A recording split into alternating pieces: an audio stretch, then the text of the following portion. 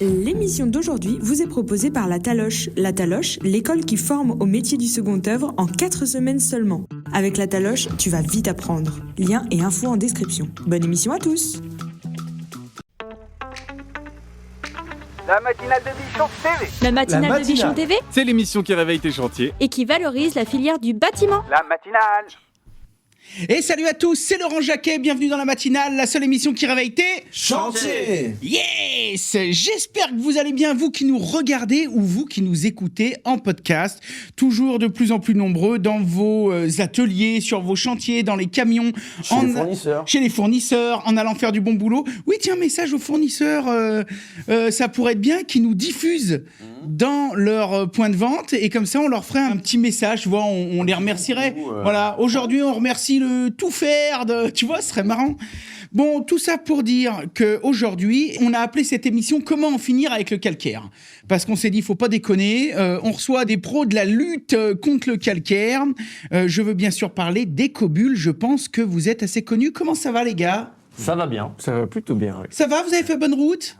Ouais. Sous la neige hier soir. Sous la neige ? Oui, il faisait un petit 3 degrés à 650 mètres d'altitude. On était sous une averse de neige. Il n'y avait pas 20 cm au sol, mais d'accord. Au mois d'avril, c'est pas mal.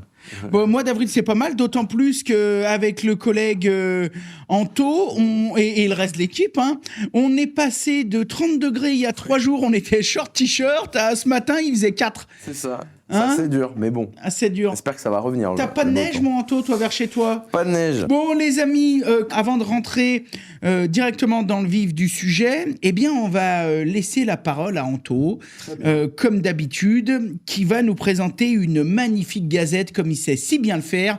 C'est la Gazette des Bichons. L'actualité du bâtiment sélectionnée pour vous, c'est dans la Gazette des Bichons. Alors aujourd'hui les bichons, j'avais envie de vous parler de quelque chose qui prend de plus en plus de place un petit peu dans la vie quotidienne, c'est les IA pour intelligence artificielle. Donc on voit que ça se développe un petit peu de partout, sur les réseaux, beaucoup dans la communication. Nous on a l'habitude d'en utiliser aussi directement Un petit peu. Chez Bichon Prod, ouais. Un petit peu aussi. Bref, c'était un petit peu en retard dans tout ce qui était BTP, mais ça arrive et il y a des choses qui vont pouvoir vraiment aider les entreprises, aider les artisans. Donc je vous déroule un petit peu ça et vous me donnerez un petit peu votre avis. Ok. Alors on va voir l'IA qui va être impliquée dans plusieurs phases un petit peu de la conception, mais au-delà des simples logiciels 3D qu'on pouvait avoir et qui nous aidaient à faire des choses, là ça va vraiment rentrer dans le quotidien. Pourquoi ? Une IA, on va pouvoir la programmer ou lui demander de surveiller un petit peu tous les appels d'offres, et pour pouvoir se positionner sur un chantier. Et en plus de ça, on va pouvoir peut-être l'orienter et dire je suis très bon dans tel domaine et je suis très rentable. Essaye de me récupérer déjà tous les chantiers que je pourrais avoir. Elle fait un pré-tri. Et ensuite, on peut gagner en rendement, en productivité. Mais ça ne se limite pas à ça. Il va avoir aussi la planification des chantiers. Elle va pouvoir voir en fonction du carnet de commandes quand est-ce qu'il va falloir mobiliser des équipes, mais aussi à quel moment acheter les matériaux pour qu'ils soient au prix le plus bas. Donc encore un avantage économique, voir aussi si éventuellement il y a des délais, du retard, des choses comme ça pour pouvoir prévenir des clients et pas avoir la galère de dire on est encore à la bourre, ci et ça, ou alors de surstaffer pour pouvoir un petit peu régler ce problème-là. Ça va pouvoir aussi intervenir sur la gestion des déchets, parce qu'il y a de plus en plus de contraintes pour pouvoir recycler ces choses-là, donc lesquelles peuvent être valorisables, lesquelles il va falloir, je pense à l'amiante, un protocole précis, comment faire. Donc voilà, ça va être vraiment un espèce de bras droit. Ensuite, dans la partie plutôt entretien des bâtiments, il va y avoir toute une idée de capteurs, mais aussi de se dire à quelle période il faudrait renouveler des équipements avant d'arriver sur une panne. Donc là, on est même sur de l'anticipation. Donc c'est quand même assez balèze. Et on va avoir une partie plus écologique, donc là c'est l'optimisation des ressources d'un bâtiment par exemple, pour pouvoir consommer le moins possible. Donc là-dedans, on voit qu'il y a plein de perspectives pour le bâtiment. La question que j'ai envie de vous poser, c'est vous, est-ce que vous utilisez les IA chez Ecobul ? Dans la fabrication, non. Et puis également dans le développement technique et commercial. Ouais. Bien sûr qu'on travaille avec des bureaux d'études qui, eux, peut-être, ont déjà anticipé. D'accord, Mais oui. à l'instant T, non. Très honnêtement. Ok. Voilà. Pour l'instant, vous en avez peut-être aussi pas forcément le besoin en fonction de ce que vous faites au quotidien. Hein. Oui, après, il peut y avoir la gestion des stocks, des composants et autres, ça, mais comme je disais, c'est sous-traité en local chez nous. C'est peut-être déjà anticipé au travers de logiciels et autres, mais dans la gestion du quotidien, c'est quelque chose qu'on ressent. On sent bien qu'il va y avoir une révolution dans ce domaine, ça c'est inévitable, mais pour l'instant, à aujourd'hui, Mais ça peut être une piste d'évolution. Ça peut être- Parce que ce qui est dingue, c'est que ça va vraiment compiler plein de données et des choses auxquelles on n'aurait pas pensé ou tenu compte, et qui peuvent aider à être plus performants, plus à dispo pour les installateurs, pour les clients. Ça peut être vraiment cool. Là, moi, je le vois vraiment comme une aide et une assistance aux entreprises, même aux petites entreprises. Mais j'ai aimé ce côté parce que, bon, heureusement pour nous sur les chantiers, c'est pas demain que l'IA va venir faire une soudure ou faire un ratissage sur un mur ou encore changer des tuiles. Ça, c'est la bonne nouvelle. Par contre, le fait de ne pas l'avoir comme quelque chose de trop disruptif qui peut être un ennemi, mais plutôt de le voir comme une assistance au quotidien. Dans les exemples que tu as cités, j'ai trouvé ça très intéressant parce qu'il y a beaucoup de choses auxquelles j'avais pas pensé. Oui. Et c'est vrai que quand tu es artisan et que tu rentres des critères, par exemple, compare-moi les prix de 5 fournisseurs, compare-moi les stocks de 5 fournisseurs, compare-moi la qualité des produits sur tel ou tel secteur de 5 fournisseurs. Ou d'analyser aussi potentiellement les matériaux les plus adaptés à son chantier, en disant, C'est ça. lui va rentrer dans Voilà. toutes les infos, de dire l'altitude, comment c'est positionné. Sors-moi un dossier avec toutes les fiches techniques, avec C'est ci, ça. avec ça. Et ça, pour la petite entreprise, d'ailleurs même pour la grosse, mais pour le petit artisan, là, ça peut être vraiment un vrai plus, quoi. Hein. Bah, dans l'idée, ça remplacera jamais un savoir-faire manuel et aussi intellectuel de comment piloter son chantier. Mais par contre, je me dis, ça peut être une vraie force, surtout de s'enlever tout ce qui est chiant. Parce que comparer les trucs, voir à quel moment le cours, je sais pas, moi je vais pas suivre le cours du cuivre pour pouvoir aller chez mon fournisseur. S'il y a une IA qui peut faire ça, bah écoute, tant mieux, au moins la gestion des stocks, je gagnerai plus d'argent à la fin, quoi. Et puis C'est bénef, hein. surtout que ça permet de concentrer la force des savoir-faire sur des choses qui sont vraiment humainement valorisantes pour l'artisan. Parce que c'est vrai que l'artisan, il a plutôt intérêt à être sur son chantier, à faire ce qu'il aime, etc., plutôt que passer 4 heures à faire un devis, quoi. Oui. Du coup, on vous a posé les questions qui concernent l'IA sur les réseaux sociaux et vous allez voir les réponses, ça vaut le détour. Alors, première chose, utilisez-vous l'IA sur vos chantiers? Et là, à votre avis, sur les artisans, on est à combien? Entre 1 et 5%. Un tout petit peu plus. Ah ouais. On a 11% qui ont dit oui et on a quand même 89% qui ont répondu non. Donc ça, question posée à l'ensemble, à la De la communauté des communauté. bichons sur nos réseaux Exactement, sociaux, comme d'habitude, sur les Instagram, réseaux. Bichon TV, etc. Voilà. Ensuite, deuxième question. Pour vous, l'intelligence artificielle, c'est quelque chose de positif. Et là, on a 56% des personnes qui ont répondu, voilà, que globalement c'était positif. Et du coup, négatif à 44%. Pour moi, c'est encore très partagé. On est quasi sur un 50-50. On a peut-être aussi des notions de désinformation ou de peut-être de peur d'être remplacé ou Oui, peut-être. t'as ça. Et puis, techniquement, je pense qu'on n'avait pas pensé à ce que ça pouvait apporter au bâtiment. Tu me disais que tu n'avais pas pensé à ces choses-là. Peut-être qu'il n'y a que l'image un petit peu trop réseaux sociaux, choses comme ça. Et, Est-ce qu'il n'y a pas aussi cette défiance technologique qui fait que pendant des années, on nous a promis que toute la technologie allait vraiment améliorer nos vies.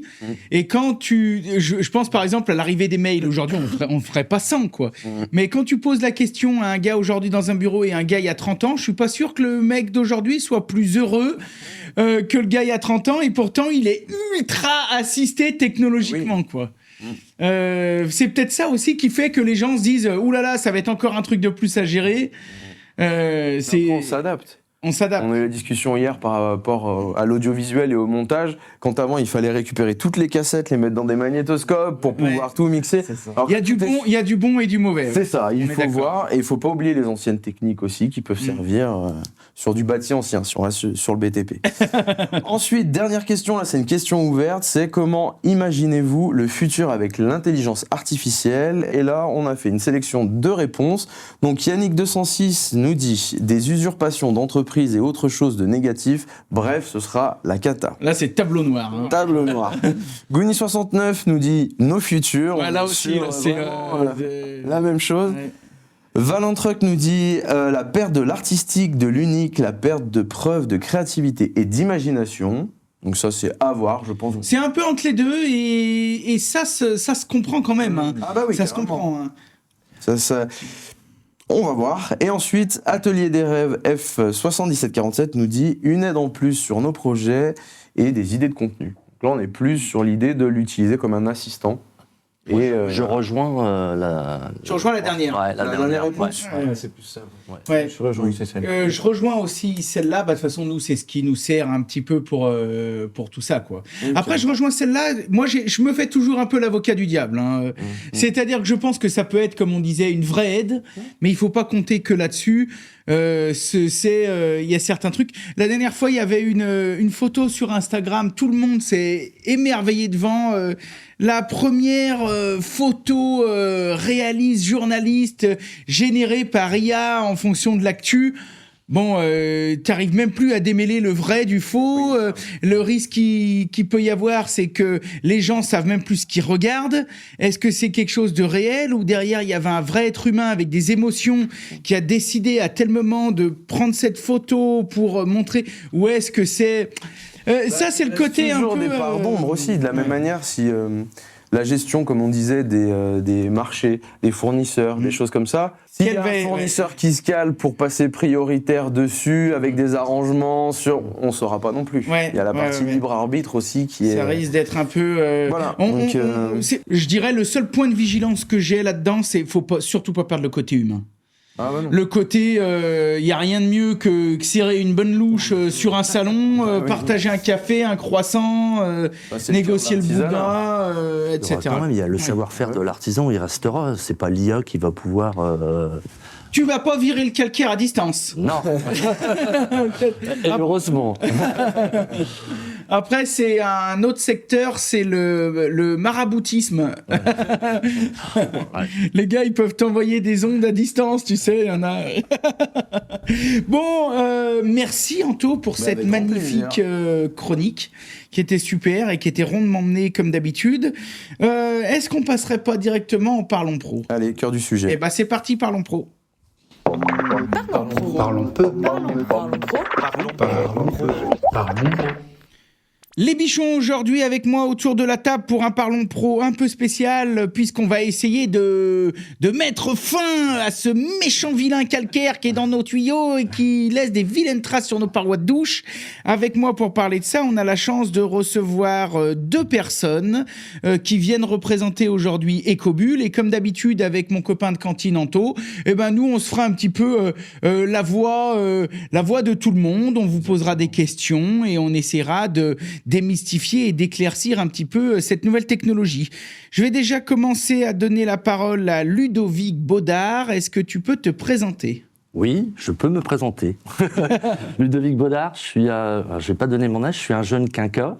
Voilà, j'ai une formation agricole. J'étais pas, quand je suis né, je savais pas que j'allais intervenir dans le traitement du calcaire. Très bien. J'ai une formation agricole, j'ai travaillé dans le domaine agricole. J'ai 3 enfants et à la naissance de ma 3e fille, je me suis dit qu'il fallait que je monte mon truc ou que j'essaie de racheter quelque chose avec ma sensibilité écologique. Et donc j'ai rencontré mon associé qui lui s'était équipé d'un appareil Ecobull, qui m'en a parlé et tous les deux on a vraiment eu le coup de foudre. Je me suis équipé et ensuite on est allé voir l'ancien dirigeant, enfin le dirigeant de l'époque, et on a repris cette société-là en 2011, tout simplement. Voilà comment. C'est une belle histoire. Voilà, donc je suis d'origine ardennaise et j'habite Reims parce que à l'origine Ecobull était basé à Reims et maintenant je suis rémois d'adoption. Par contre, c'est normalement carton rouge direct quand on a un mec de Reims qui arrive les mains vides. Hein. Ouais, Parce qu'on a une petite cave là chez les bichons et on aime bien la compléter de temps en temps. Non mais c'est pas grave, il y a Colissimo aujourd'hui. Ouais, voilà. Ça peut se rattraper facilement. Oui, c'est avec un vin avec du CO2. C'est ça, c'est ça. Du CO2, C'est comme ça que vous le fabriquez. Tu vas nous donner des recettes de fabrication champenoise. Ouais, c'est le même, mais bon, c'est pas la même application, on va dire. C'est pas la même application. À ta gauche, on a Julien Montant. Ça va, Julien? Est-ce que tu peux te présenter? Eh ben oui, bonjour. Julien Montant, donc j'ai 39 ans, je suis marié, j'ai 3 enfants, 3 garçons.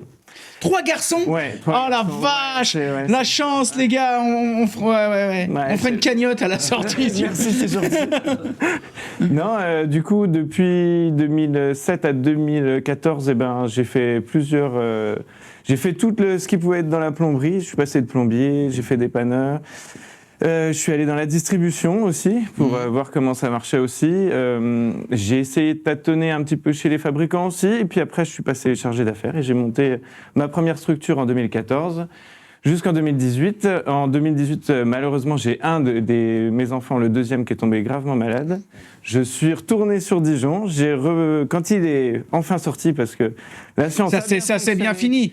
Ouais, on a eu beaucoup de chance, lui aussi, hein, c'est surtout lui, mais en 2019, ça allait mieux. Je savais pas trop quoi faire, et puis du coup, ma femme m'a dit, allez, on y retourne, et du coup, on est reparti, et on a monté, du coup, 3 structures depuis 2019. Et donc, on est vraiment dans le second œuvre. Donc, installateur, plombier, etc. Voilà, chauffagiste. Bon, ça marche. Ouais, c'est pas mal. Et installateur, plombier, chauffagiste, mais qui pose du écobulle, du coup. C'est ça. En 2010, donc, avant de monter mes premières boîtes, j'avais connu l'installation écobulle, notamment chez des Champenois, puisque eux, ils en avaient vraiment besoin par rapport à tout ce qui était sanitaire. Il y a du calcaire là-bas. Ah, dans l'Aube. Alors, j'avoue que moi, j'étais dans l'Aube, c'était l'horreur. Ouais, franchement, honnêtement... Chaque région est différente, mais celle-là, elle était bien dotée de calcaire. Et c'est vrai que j'ai été tout de suite... C'était une alternative. Alors, c'est un Champenois qui m'en a parlé. C'était quelqu'un qui faisait du vin.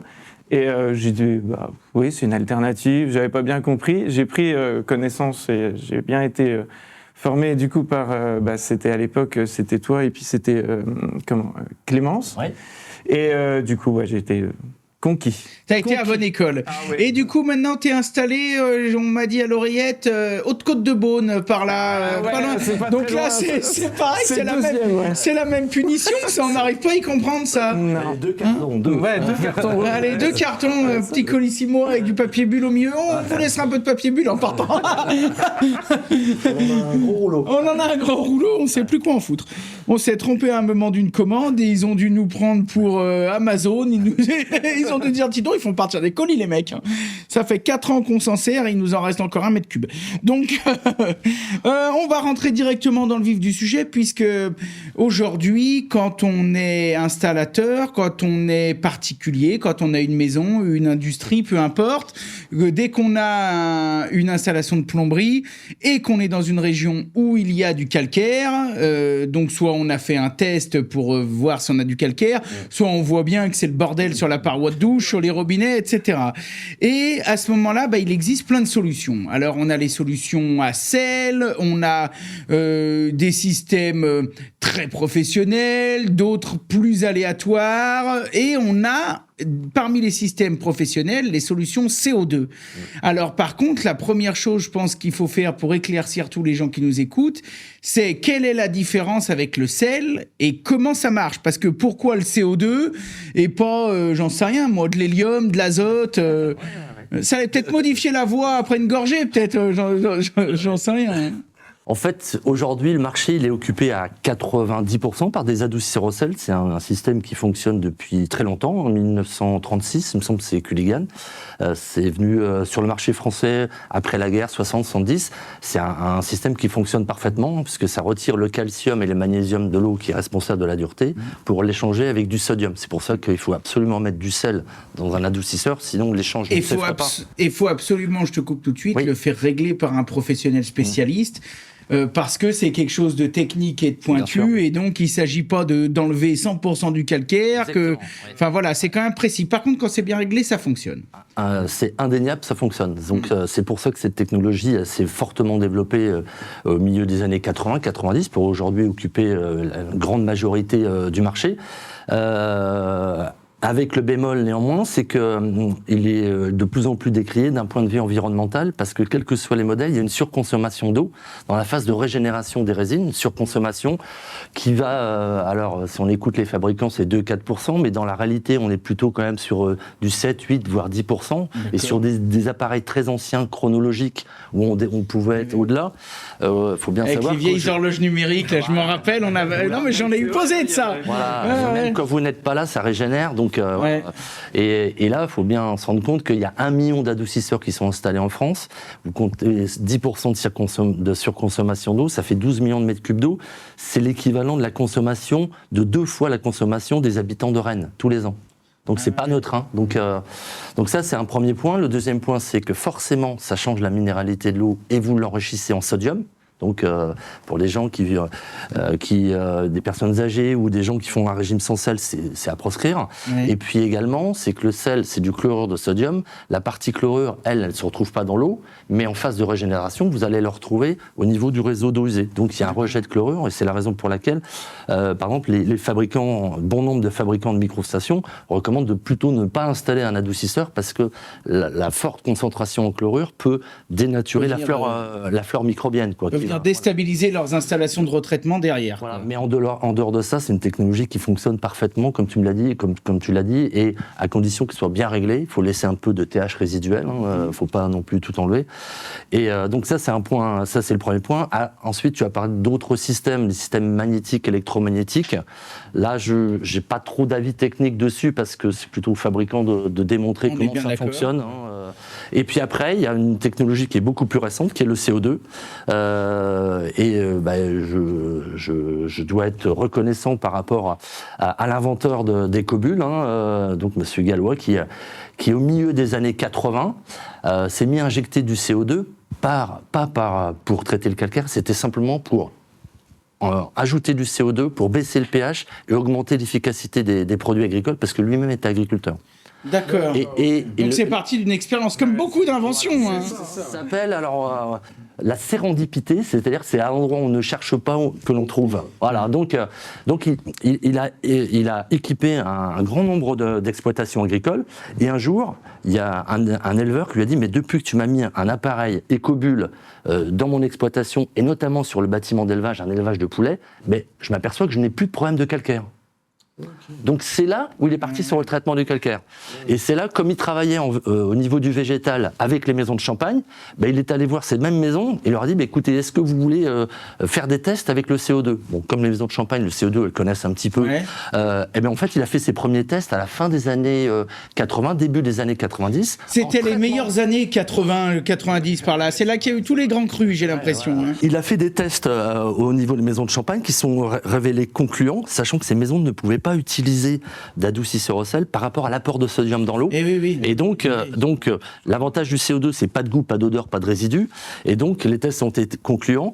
Et en fait, c'est tout naturellement les opérateurs, en voyant le résultat, qui sont allés voir l'inventeur pour dire: mais pourquoi vous ne dimensionnez pas un appareil pour mettre dans la maison ?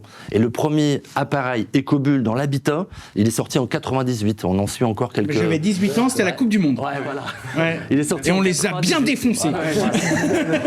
Voilà, donc voilà, l'origine d'Ecobull. Donc c'est né par accident. Et en fait, au niveau du mode d'action, pour vous dire, c'est un mode d'action, tu posais la question comment ça fonctionne, c'est un mode d'action qui est complètement différent, parce que autant en adoucisseur, on va jouer sur le TH de l'eau, sur la dureté, on va diminuer fortement la dureté de l'eau.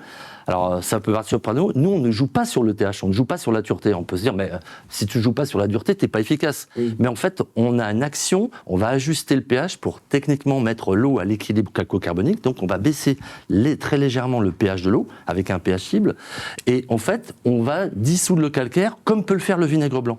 Aujourd'hui, tu as une bouilloire qui est entartrée. Mais là, t'as pas de problème d'alcalinité. Non, d'acidité. Oui, d'acidité. T'as pas de problème d'acidité. Mais en fait, il faut pas faire n'importe quoi. C'est un produit technique. Tu parlais des adoucisseurs où il faut pas les régler trop fort. Nous, en fait, il faut avoir un pH cible pour avoir un pH d'équilibre. C'est-à-dire qu'on va baisser le pH et en fonction de la dureté de l'eau, on va ajuster ce pH. Si tu as une dureté de 20, eh ben, comme nous, on ne modifie pas la dureté, on va ajuster le pH à 7,1. Si tu as une dureté de 25, on va se mettre à 7. Si tu as une dureté de 30, on va se mettre à 6,9 de pH pour être sur le pH d'équilibre. Voilà, tout simplement. Donc, voilà. Donc, oui, on n'arrive pas à 3, quoi. Non. Bah heureusement, parce que dis donc, la douche, ça là, ce serait. Je dis stop aux points de sèche et aux cheveux cassants, là. Parce que, en fait, une eau, elle a 3 états. Elle est soit incrustante. Une eau, quand elle est incrustante, c'est qu'il y a une dureté qui est élevée et il y a un pH qui est élevé. Après, elle peut être à l'équilibre, c'est ce qu'on s'efforce à faire, ou alors elle peut être agressive. Une eau agressive, c'est une eau où le TH et le pH sont beaucoup trop bas. Donc voilà.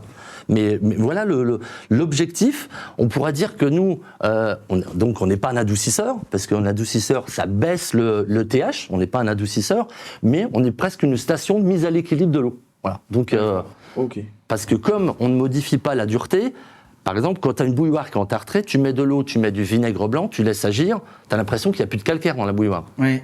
Et pourtant, le calcaire, il ne s'est pas évaporé. Oui. Il est en solution sous forme de bicarbonate.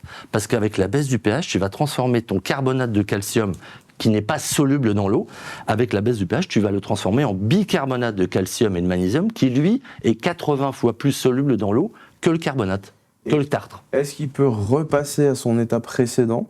Oui, la réponse est en milieu fermé, non. En milieu ouvert, oui. C'est-à-dire que pas à 100%, mais par exemple, si tu tires de l'eau avec notre système, où tu as juste le pH par exemple à 7, oui. Si tu reviens, donc tu mets ça dans un récipient, oui. Si tu reviens quelques jours après, le pH aura légèrement remonté. Okay. Par exemple, si on passe de 7,8 à 7, il aura légèrement remonté. Ça, c'est notre limite en milieu ouvert, voilà. Okay. Mais en milieu fermé, dans un ballon d'eau chaude, il n'y a pas du tout ce phénomène. Je sais pas si je suis clair. Si, bah là c'est très clair, moi j'y trouve très intéressant. Et donc là par contre c'est vraiment rétroactif. C'est-à-dire que si tu as 10 cm de calcaire dans ton ballon, ouais. T'installes ça, je veux dire, ça te sauve un peu ton ballon. Je veux dire, 4 mois après, il n'y a plus rien. En fait, nous, on règle au pH d'équilibre. Mais après, si pour avoir un effet curatif, pendant quelques temps, quelques semaines, on peut faire un léger surdosage de CO2 pour aller dissoudre le calcaire existant avec un dosage spécifique, où là, on a effectivement un effet curatif, quoi. Je ne sais pas si Julien, tu peux... Après le premier champenois que j'avais installé, j'ai fait ça chez des gens qui... le ballon, il y avait même plus de passage pratiquement pour l'eau chaude, quoi. Ça faisait des années, on y allait avec les tournevis. Avec les baramines, on avait même essayé, mais même avec la visseuse, pour essayer d'enlever. Et on lui a installé ça C'était en septembre, je crois qu'il m'a rappelé 15 jours après, parce que les mousseurs étaient pleins de calcaire. Là, à ce moment-là, on les a tous nettoyés, on lui a montré comment faire et tout. Octobre, plus de soucis. Ah oui, donc un mois après... ça a été d'une vitesse folle. Et après, en fait, quand on a démonté, on a quand même vérifié, parce que je voulais regarder, j'aime bien ce moment-là. Il en restait, mais le passage s'était vraiment agrandi. Donc pour lui, le débit était bon. Ouais. Mais au fur et à mesure, on a passé une bouteille complète en curatif, comme ça. Et c'était juste incroyable. Et tout était nettoyé, tout était propre. Et après, on est repassé sur une solution beaucoup plus neutre. Un dosage à l'équilibre. Et sur la bouteille d'après, et il a pu... C'est incroyable, ce genre de choses. Alors là, moi, j'ai une question qui me brûle les lèvres, je vais être obligé de la poser. En ce moment, le CO2, on en entend parler de partout. Voilà, on aurait dû inviter Jean Covici, tiens d'ailleurs, sur cette émission, sans chier. Et alors, qu'est-ce qu'on peut dire aux gens ? Comment ça se passe ? Parce que là, donc, CO2, dioxyde de carbone. Exactement. On est d'accord. Donc, toi, t'arrives, tu balances ça dans les tuyaux. Quelle incidence ça a ? Comment Comment ça se passe ? Comment ça marche ? Peut-être l'origine du CO2, parce qu'en fait, on peut se dire, mais on utilise du CO2, c'est un gaz qui contribue à l'effet de serre. En fait, aujourd'hui, en France, tout le CO2 qui se retrouve sur le marché, parce qu'il y a de nombreuses applications dans le CO2, hein, pour conserver les barquettes, on enlève l'oxygène, on met du CO2 à la place pour pas que la viande elle s'oxyde ou des choses comme ça. Pour les serres, et puis nous on utilise du CO2 pour la qui vient de la brasserie, sur le marché de la brasserie. Donc on est sur les bouteilles de 10 kilos, voilà. Aggravez votre cas, les gars. Et simplement, ce CO2, il provient d'un CO2 industriel. C'est-à-dire qu'il y a des usines qui émettent énormément de CO2. C'est une captation de CO2. C'est une captation d'un CO2 qui aurait dû se retrouver dans l'atmosphère et qui là va être filtré pour être de qualité alimentaire et qui va être neutralisé dans l'eau sous forme d'acide carbonique. Donc on peut, je dirais, se targuer d'avoir un éco-bilan positif avec le CO2 qui est utilisé. Alors, en plus, nouveauté, c'est que ce CO2 aujourd'hui en France, il est essentiellement industriel, mais il va y avoir un nouveau CO2 vert qui va se mettre en place, là très prochainement, dans les mois qui viennent. Je ne sais pas si vous avez vu, donc il y a de plus en plus de méthaniseurs là, sur les bords des autoroutes, les grands dômes verts. Eh bien, en fait, un méthaniseur, ça émet 60% de méthane et 40% de CO2. Et aujourd'hui, ce CO2 repart dans l'atmosphère. Et aujourd'hui, il y a des gros méthaniseurs qui vont arriver à capter ce CO2, le filtrer, pour développer une nouvelle filière de CO2 vert. Et nous, on va justement utiliser ce CO2. Ok. Moi, là, ça, je suis convaincu par ce que tu dis. Et d'ailleurs, je dis tant mieux, et c'est ce qu'il faut. J'irais peut-être pas personnellement à l'appeler CO2 vert. Je trouve que ça fait un peu capillotracté, comme dirait mon copain, c'est un peu tiré par les cheveux. Mais par contre, c'est tout à votre honneur de profiter de toute façon de ces installations de méthanisation qui, dans tous les cas, rejetteraient du CO2 pour le capter et pour le valoriser. Et ça, par contre, c'est 10 sur 10. La question, est-ce que quand on a une installation écobule, j'appelle Julien, je lui dis tiens Juju, viens donc. Bon, moi j'ai passé 25 ans sur les chantiers, donc peut-être que si un jour je le fais, je vais peut-être me démerder, tu vois. Ou tu viendras pour la blague, ça te permettra d'amener 2-3 bouteilles. Donc si tu veux, tu viens et on installe ça. Vous n'êtes pas venus les mains vides, puisqu'après pour l'expresso, vous allez nous montrer, vous nous avez mis un plein coffre de bagnole, là, c'est le vrai bordel. Sauf le champagne. Sauf le champagne. Il n'y a plus de place. Vous êtes venus avec une bouteille. Donc la personne qui nous écoute se dit bon, c'est bien, j'ai les gars des Cobules qui viennent, qui me font une installation. La bouteille, je la trouve où après ? C'est une consigne. Est-ce que vous garantissez l'origine du gaz ? Est-ce que vous allez nous dire tu vas chez Descours et Cabot, t'achètes du CO2 et puis tu te démerdes ?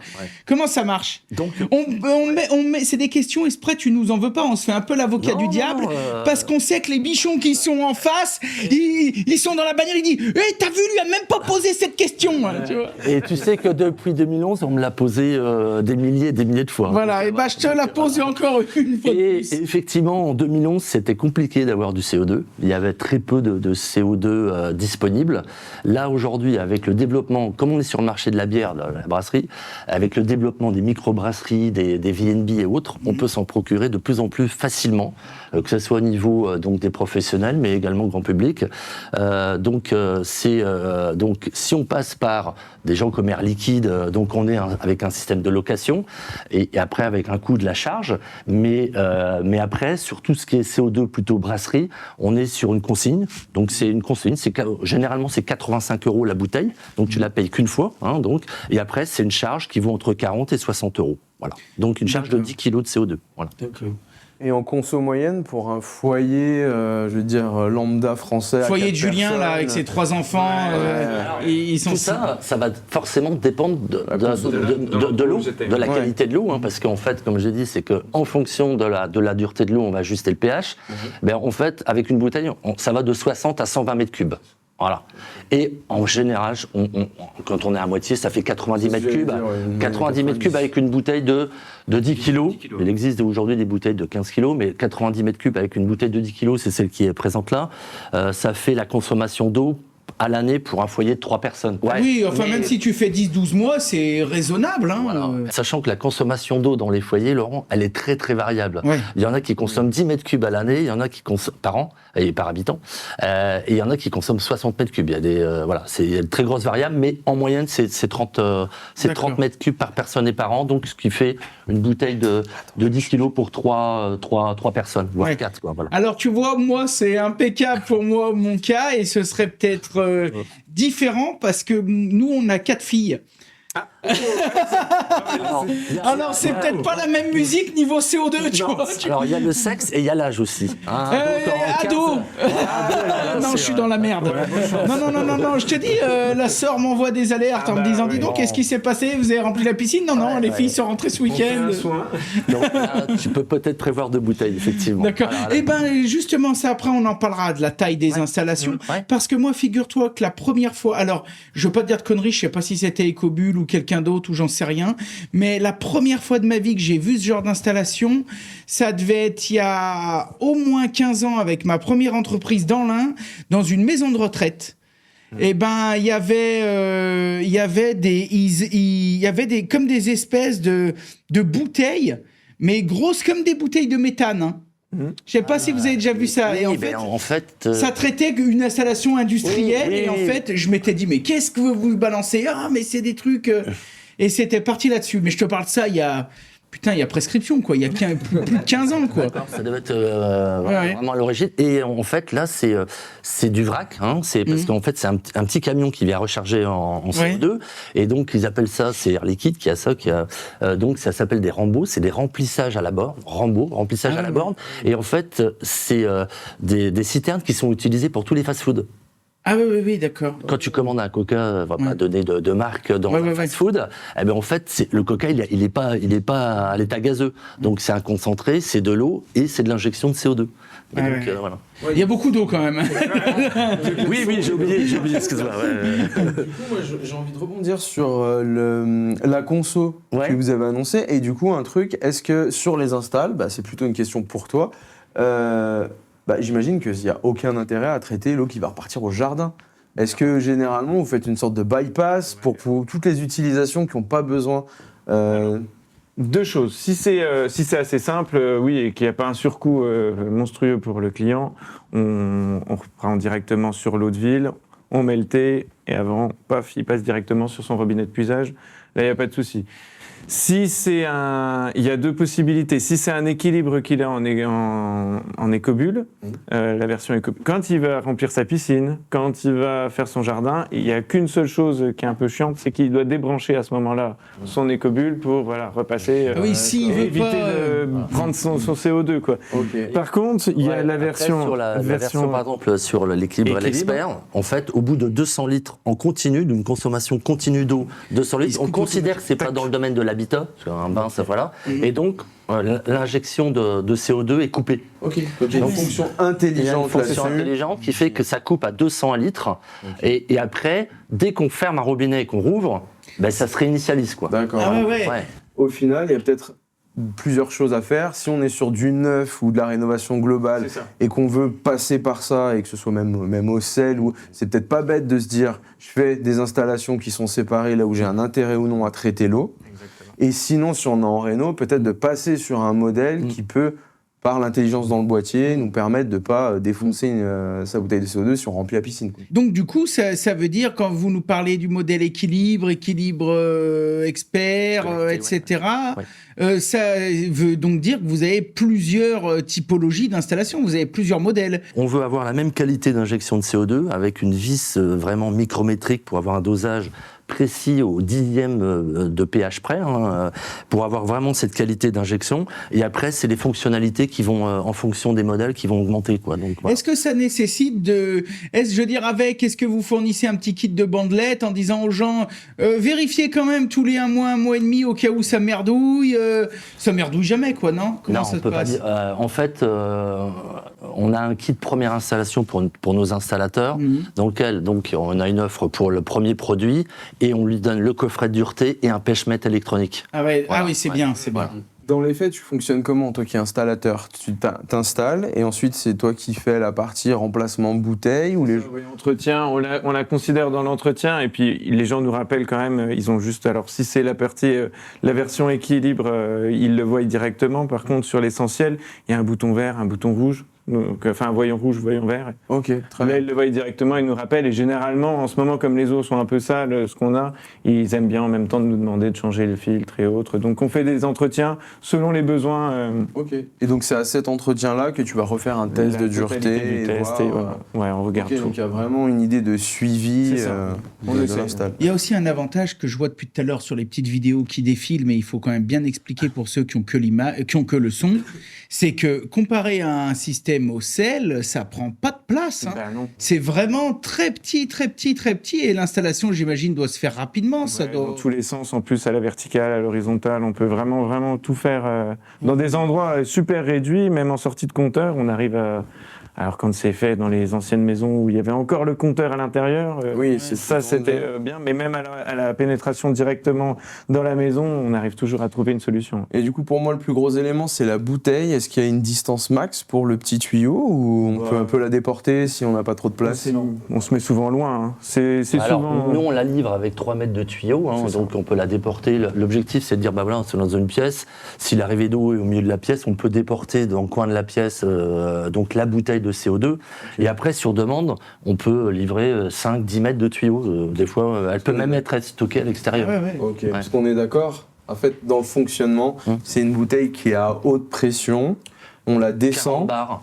Voilà, et elle est descendue. Et dans ce petit tuyau, c'est vraiment quelque chose à très basse pression, en fait. Ah oui, en sortie, donc il y a le mano détendeur. On va travailler à une pression de 1 bar au-dessus de la pression d'eau. Donc si tu as 3 bars en eau, tu mettras 4 en gaz. Okay. Et le tuyau, donc lui, il aura 4 bars de pression. Okay. Voilà. Est-ce que ça, c'est très intéressant parce que effectivement, pour ceux qui n'ont pas l'image, ça ressemble à une bouteille de chalumeau, quoi. Un peu, exactement. Voilà, oui. Une bouteille d'oxygène, une bouteille de plongée. Voilà. Est-ce que ça augmente la pression dans les canalisations? Un peu, non? Non, en fait, on injecte 0,1 g de CO2 par litre d'eau. Ouais. Voilà, 0,1 g de CO2 par litre d'eau. On n'est pas là pour faire de l'eau pétillante. Parce qu'il y a des gens qui nous disent en plus, on va avoir de l'eau. Non. Si on a de l'eau pétillante, c'est qu'on a un pH de 6. Hein, tu vas te faire attaquer par Badois et tout le bordel. Non, c'est pétillant. Et en fait, on peut dissoudre jusqu'à 1 g de CO2 par litre d'eau, et au-delà, le CO2 est à saturation, il reste à l'état gazeux. C'est pour ça que dans la Perrier, tu as 8 grammes de CO2, il y en a un qui est à l'état d'acide carbonique dans l'eau, et il y en a 7 qui sont à l'état gazeux. Voilà. D'accord. Et c'est pour ça que si tu regardes sur les cristallines, entre une cristalline plate et une cristalline CO2, ce qui va changer, c'est le pH. C'est sous l'effet du CO2. Quoi. D'accord. Voilà. Donc là, on est d'accord, ça change absolument pas. Je parle de ça parce que souvent, quand on a nos amis aussi qui ont des adoucisseurs classiques, on va dire, souvent, ils ont tendance à nous dire ça peut peut-être être pas mal à certains points de soutirage de rajouter un osmoseur qui va remettre un peu des minéraux, etc. Vous, ça ne change absolument pas la qualité de l'eau, quoi. Je veux dire, il n'y a rien besoin de rajouter, il n'y a pas de précaution à prendre, c'est pas non recommandé pour les femmes enceintes, j'en sais rien, tu vois, mais c'est... Non, absolument pas, c'est que... alors par contre, tout reste potable. Non mais voilà, c'est enfin, il y a le marché du traitement du calcaire et puis il y a l'eau de boisson. Donc nous, en fait, on va pas modifier l'eau qui arrive au réseau, enfin qui arrive au robinet. Donc par contre, si l'eau elle a un goût de chlore en entrée, avec nous, on va pas jouer sur le chlore. Oui, elle aura le même goût. Voilà, non mais qu'on soit clair, on n'est pas.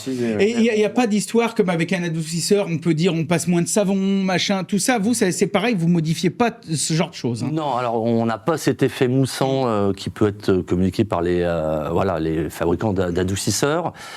Simplement, on a un effet aussi. Alors eux ont un effet bénéfique sur la peau par rapport à la moindre dureté de l'eau. Nous, on a un effet bénéfique sur la peau qu'on a observé aussi, c'est qu'en baissant le pH de l'eau, on ramène le pH de l'eau plus près de celui de la peau. Donc ce qui crée une agression sur la peau, c'est quand tu te mets l'acide de chlorhydrique sur la peau, un acide à 1 sur une peau qui est à 6,5, 7, et ben en fait, on a des bienfaits également, des observations qui sont assez c'est pas mal. Mais en tout cas, parce qu'en France, on est quand même un pays où, quoi qu'on en dise, on a une des meilleures eaux potables du monde. Bien sûr. Elle est de très bonne qualité. On remercie d'ailleurs, on salue tous les gens qui s'acharnent tous les jours à faire en sorte qu'on puisse encore boire l'eau du robinet. Donc tous les consommateurs d'eau du robinet qui nous écoutent en France n'ont pas de souci à se faire, ça posera aucun souci. Non. Ils changent pas leurs habitudes. Non, absolument pas. Voilà. Donc, tu vas pas péter plus ni rien. Ça change. Non mais on pourrait se poser la question. Alors, C'est des vraies questions. comme je l'ai dit, c'est qu'on transforme le calcaire, on le transforme en bicarbonate, on le solubilise sous forme de bicarbonate. J'ai eu des observations qui disaient je trouve que l'eau est plus digeste. Moi, j'en ai un forcément à la maison, j'ai jamais trouvé de différence. Oui, mais après, il y a peut-être les aspects psychologiques. Mais bon, il y a l'apport de bicarbonate quand même. Mais après, voilà. Donc, Maintenant, je vais poser la question à l'installateur. Donc, alors, on va demander à Ludovic de boucher ses oreilles. Julien, bon, toi, qui en installe depuis pas mal de temps, etc. C'est quelque chose, t'es convaincu, je veux dire, tu vois vraiment les clients quand ils retournent, comment ça se passe, et les plus, les moins, tu vois, je veux dire, vraiment ton avis de retour de terrain, c'est quelque chose que... Alors ouais, la première avis de terrain que j'ai eu à avoir, c'est celle de mon épouse. Celle-là, je la raconte souvent. Je lui installe les cobules parce qu'elle a dit j'en ai marre, le calcaire, tu me saoules, franchement t'es plombier. Enfin, c'était pas ta faute non plus. Mais ouais, mais elle me dit t'es plombier, la paroi elle est dégueulasse, enfin ça va super vite, elle me dit j'en peux plus. Je lui dis bah tiens, c'était en 2014, je lui dis bah tiens je te l'installe, tu vas voir, ouais j'ai pas envie d'installer un adoucisseur à sel, enfin bref je lui installe. 3 semaines plus tard, elle me dit ouais, je vois pas trop la différence, machin. Je dis ah ouais, t'es sérieuse? Elle me dit ouais, j'ai quand même l'impression de toujours nettoyer. Je dis ah ouais, d'accord, ok. Bah je lui ai dit tu sais ce qu'on fait? Je l'enlève, enfin je le débranche. Et puis si franchement ça marche pas, je lui dis mea culpa, je te dirais ouais, t'es vraiment la plus forte. Enfin bref. Ouais, je te paierai un resto et puis voilà. C'est la totale. Et du coup, ça a duré l'histoire, ça a duré peut-être une semaine et demie. Puis d'un seul coup, elle me dit tu veux pas le rallumer? Je lui dis ah ouais, ça marche. Ouais, franchement, elle me dit ouais, j'ai vu la différence en fait. Je me rendais pas compte parce qu'une fois que tu l'as mis, je l'ai mis tout de suite quand la maison on l'a pris, donc elle a pas vu pas vu la première sensation. Là, sur la deuxième maison, je lui dis oui, je vais te faire ça propre et du coup, elle a dit si tu le remets et c'est elle qui en vend le plus maintenant, je trouve. C'est une bonne ambassadrice. Ah bah là oui, et mes collègues aussi, c'est pareil quand ils les installent, ils les prennent chez eux, ils essayent et tout ça et ils sont devenus adeptes de ça. Alors déjà de 1, on va pas se mentir. Quand ils installent, ça va beaucoup plus vite.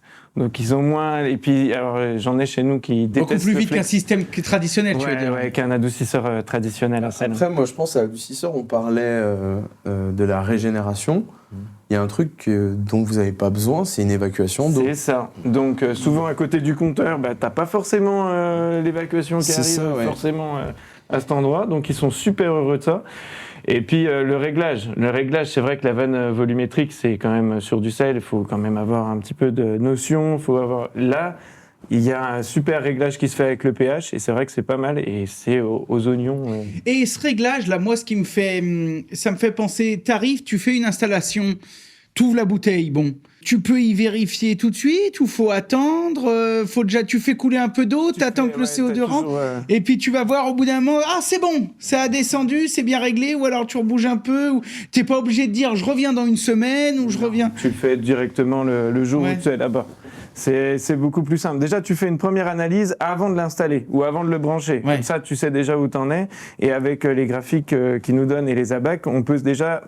commencer à régler un petit peu notre vis de réglage. Un peu plus finaux, quoi. Ouais, et après, on fait couler 10 litres, hop, on met on attend, on refait couler 10 litres, et là, on regarde avec le pH mètre. Alors, du coup, déjà, même les clients, ils regardent et ils se disent, waouh, ça fait un peu les experts à Miami. J'avoue que ça fait un peu ça. C'est la finalité du truc, et du coup, au dernier moment, on leur dit, là, on est à 7, vous voyez, machin. Alors, ils sont super heureux, on le note sur le carnet, c'est professionnel et tout. Et là, directement, ils ont plus de calcaire, les gens. Ils se disent, psychologiquement, dans leur tête. C'est fort, quand même. Non mais c'est vrai, et en plus ils le revoient rapidement dans tout ce qui va être cafetière et autres, il y a toujours ce petit blanc qui bicarbonate, petite trace de bicarbonate qui est là, mais c'est pas incrustant. Tu mets un petit coup comme ça, ça y est, c'est fini. Oui, tu as la sensation de ne pas avoir bien besoin de faire du détartrage, des choses comme ça. Ah non, il quoi. n'y a plus de détartrage par rapport à ça. Et les parois de douche, ils nous le disent, à chaque fois, ils achètent juste la petite raclette, tac, tac, tac, tac, tac, Ouais. à chaque fin de douche, et c'est terminé. C'est une limite de notre technologie, c'est-à-dire que comme on dissout le calcaire, on l'enlève pas, sur une paroi de douche, une goutte d'eau chaude qui arrive, elle va s'évaporer, donc le bicarbonate qui est en solution dans l'eau, il va rester sur la paroi, mais c'est pas incrustant. Et Eh oui, c'est pas comme parce que le dit, on calcaire, l'écrit, voilà, c'est pas incrustant, donc moi j'aime à dire, on a un produit qui n'exclut pas de faire le ménage. Oui. Voilà. C'est Donc, pas magique non plus, quoi. ah non, mais voilà, donc Ouais. c'est très clair. Et C'est une bouteille de savon qui ajoute aussi au début. ce qu'on dit, c'est simplement un coup à l'eau froide, un jet à l'eau froide, et on entraîne toute l'eau vers le bas et qui entraîne les bicarbonates vers le fond. Simplement. Mais moi, je le vois parce que chez nous, bon, moi, j'ai très peu de parois de douche parce que bon, j'ai privilégié d'autres systèmes. Par contre, les robinetteries, j'ai des belles robinetteries, je m'étais fait plaisir. Putain, mais c'est l'enfer sur Terre, hein. Et puis, il faut y aller quasiment, faut démonter les robinets, le plonger dans un seau d'acide chlorhydrique, quasiment. Il faut avoir le petit chiffon qui traîne à côté pour tout de suite tout réessuyer. Ouais, mais là, faut avoir que ça à foutre, quoi. Moi, quand je sors de la douche le matin, j'ai pas envie de faire le ménage de mon robinet pendant un quart d'heure, hein. D'accord, on est Avec d'accord. le noir et le calcaire, ça fait pas bon ménage. Donc, les clients sont contents. Est-ce que c'est... Parce que finalement, il n'y a pas beaucoup de pièces techniques. Est-ce qu'il y a des garanties? Comment ça marche? On a une garantie 2+2. Donc, Ouais. de 4 ans, en fait. À partir du moment où on récupère le contrat de garantie, il y a une extension D'accord. de facto Parce- à 2+2. Parce que là, c'est ce que j'allais te dire. Est-ce qu'il faut être installateur agréé ou est-ce que le plombier qui nous écoute peut te passer un coup de fil demain, dire dis donc, putain, j'aimerais bien me mettre en installé. Alors, est-ce que toi, tu as une carte de France, tu lui dis, vous êtes où? Ben nous, on fait du crément. Non, c'est de la merde. Non, je rigole. Je rigole. Mais est-ce que je sais pas, quelqu'un qui te dirait, bah moi, je suis en Dordogne, je suis n'importe où. Est-ce que tu regardes et tu dis, bah on n'a pas d'installateur, est-ce que vous voulez être agréé? Ou est-ce que vous vendez à tout le monde? Bon. Parce que finalement, c'est distribué comment? Alors nous, on est concepteur et fabricant et on travaille en direct avec les installateurs. Voilà. Donc D'accord. on en parlait hier en venant avec Julien. C'est moi des gens qui s'intéressent à notre technologie. Généralement, c'est des plombiers chauffagistes, voire énergie renouvelable. On a de plus en plus d'électriciens aussi. Donc Ils piquent tous ces électriciens, c'est dingue. Hein. Ils se mettent à faire de la pompe à chaleur, c'est incroyable. qui rentrent en contact avec nous et puis on les renseigne, on leur fait une offre spécifique, première installation, on peut aller les voir, mais on fait de plus en plus, grâce aux petites vidéos, on fait également des visios, on peut faire des visios, c'est comment installer, on fait une visio, comment réaliser la mise en service, et bien souvent la première mise en service, elle se fait au téléphone. Vous faites pas de formation, vous n'avez pas de petit centre de formation. Si, alors, on n'est pas un centre agréé de formation, Oui, mais enfin- on est très content de recevoir nos prospects, nos installateurs. On a de quoi bien les recevoir et bien sûr qu'on organise des sessions de formation gratuites. Et plus on fait de formation, plus on est content. Donc, Et est-ce que vous, j'imagine, vous aidez l'artisan, vous lui donnez un peu de l'argument, vous lui donnez un peu de la technique, vous lui donnez tout ça, il n'y a pas de problème, vous l'aidez un peu? Non, voilà. C'est-à-dire qu'en fait, ce qu'on veut, c'est qu'on veut voir un langage vrai. C'est-à-dire que... Oui, il ne faut pas baratiner, On quoi. baratine pas. Nous, on prend et vous pouvez le voir sur le site, c'est qu'on prend le pli de tout dire sur notre technologie. On dit pas, sur le voile blanc sur le carreau de douche, il est inévitable. Si, comme on dit sous le calcaire, on l'enlève pas. On dit qu'il faut continuer à mettre du sel dans la vaisselle, il faut nettoyer le four vapeur, parce que d'évaporisation, les bicarbonates, voilà. Et, voilà, à partir du moment où on dit tout, les choses sont claires. Oui. Il n'y a pas besoin de dire, ça, faudra peut-être éviter de le dire. Non, on dit tout. Comme ça... Mais nous, c'est ce qu'on aime chez les bichons, hein. Pas de langue de bois. On est surprise parce que T'es on deux a fois essuyé quelques plates parce qu'en fait on avait embauché comme ça, comme je découvrais avec mon associé ce marché du traitement de l'eau. Ouais. Donc lui il venait de vendeur d'adou de porte à porte, hein, pas des professionnels. Hein. Ce qu'aime à dire mon associé, le mec cheveux gominés, les pompes pointues. Hein, donc, donc, et donc, lui, il vendait notre produit comme une solution miracle, sans trace et tout. Et on a eu des J'ai litiges. le même à la maison. Donc voilà, maintenant on est très clair. Ouais. Et voilà, le retour d'expérience nous a fait dire que de toute façon, c'est dans notre philosophie de tout dire. On n'a pas envie d'avoir des litiges, des choses. Non, et puis surtout qu'on est dans une époque aujourd'hui où je pense que les gens peuvent tout entendre. Il n'y a pas de problème. Quand tu expliques bien à une personne, et puis votre système, de toute façon, ce qui compte, c'est que ça fonctionne. Moi, je te dis franchement, je prends vraiment toujours mon cas, une vitre ou les robinets. S'il reste un peu de traces blanches dessus, je m'en fous. Par contre, parce que je sais que là, pour le coup, je tourne la douchette et je mets un coup de chiffon et c'est fini. Par contre, aujourd'hui, c'est pas le cas. Aujourd'hui, faut que je me paluche le truc pendant la moitié du week-end à me faire chier à frotter ça, je te dis à moitié à l'acide avec des gants. Et ça m'emmerde. Par contre, si demain j'y mets un coup de chiffon et que c'est fini, c'est plus la même. Et pareil, parce que là, on parle du calcaire qui est visible, mais moi je parle toujours de ce qui est pas visible.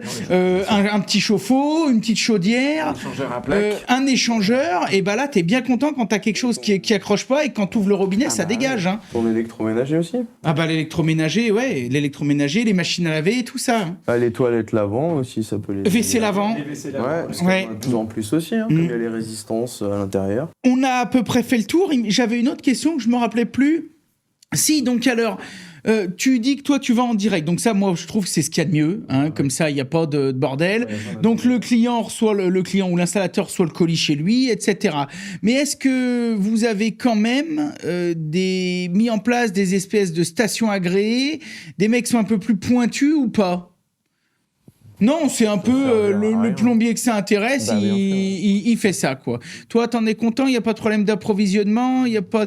Donc derrière, tu fais comment ? Tu fais un contrat d'entretien, c'est toi qui vas changer. Il faut faire un contrat d'entretien ? En fait, par retour d'expérience, il y a des particuliers qui disent je vais m'en occuper de la bouteille. Et puis en fait, ils s'en occupent et puis après, ils ne changent pas la bouteille au bout de quelques années. Oui. Alors que quand c'est suivi par un professionnel, surtout dans le métier de plombier chauffage, il entretient la chaudière, il peut en même temps changer la bouteille. Donc il y a les filtres et tout. Il y a un filtre à changer. Donc on préfère de loin la solution qu'on travaille avec des personnes comme Julien. Puis je trouve que c'est une reprise de pouvoir du plombier, parce que on en parlait tout à l'heure du marché du porte-à-porte et autres, qui avait l'adoucisseur classique. C'est vrai que ça nous permet d'avoir une alternative et puis de se démarquer un peu.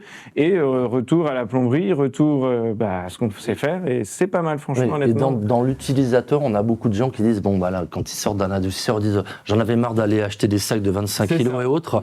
Je veux une solution clé en main, faite par mon plombier qui fonctionne. Oui, où ça se démerde. Voilà. Du coup, moi j'ai une question dans le temps. Pour toi, l'entretien, s'il y a des choses à changer, est-ce que toutes les pièces détachées sont dispo ? Est-ce que tu peux les avoir à l'unité ? Est-ce que, voilà, c'est ça. Un appel et dans les 24-48 heures, ça y est, c'est réglé. On a eu sur tout ce qu'on a fait là, parce que j'en avais 37, mais on en avait fait d'avant. J'ai eu une fois un transfo. Bon après, je sais pas, orage ou autre chose, mais. Un appel, 24 heures après, j'avais le transfo et fini. Mais ça peut être... en tout cas, c'est important pour nous de poser ces questions pour le bichon qui se dirait « Ah oui, mais ça se trouve, dans 2 ans, on va plus retrouver les pièces, etc. etc. » Donc, c'est important aussi que vous nous confirmiez que la solution est pérenne et que si demain, pour X raison, le gars, il a un problème, et quand on va appeler Julien, il va pas dire « Ah, dis donc, je suis emmerdé. » Voilà, c'est quand même... J'arrive plus à joindre des cobules, ça répond plus au téléphone. J'arrive plus à joindre... il est parti brasser de la bière en Nouvelle-Zélande. Et du coup, moi, j'avais une dernière question dans l'histoire du produit. Donc, invention française. Invention française par un géotrouve-tout. Ok. Brevet, j'imagine. Alors, brevet à l'époque, on est au milieu des années 80-90, qui sont maintenant dans le domaine public. Donc, on n'est plus protégé par un brevet. Donc, on a des nouveaux intervenants qui arrivent. Et c'est tout à fait logique. Donc... vous avez l'antériorité et l'ancienneté du bon boulot quand même. L'expérience, des fois, ça vaut le brevet. Conception de toute cette partie-là. Ouais, donc on est labellisé Origine France Garantie sur l'ensemble de la gamme. C'est-à-dire que du premier jusqu'au... on est Origine France Garantie. Nous, c'est vraiment quelque chose qui est important pour nous parce qu'on voit trop de fabricants mettre un drapeau bleu, blanc, rouge pour dire que c'est français, alors que c'est 2 produits asiatiques qui sont assemblés en 5 minutes. Nous, Origine France Garantie, à peu près, ça garantit que plus de 50% de la valeur du produit est faite sur le territoire national.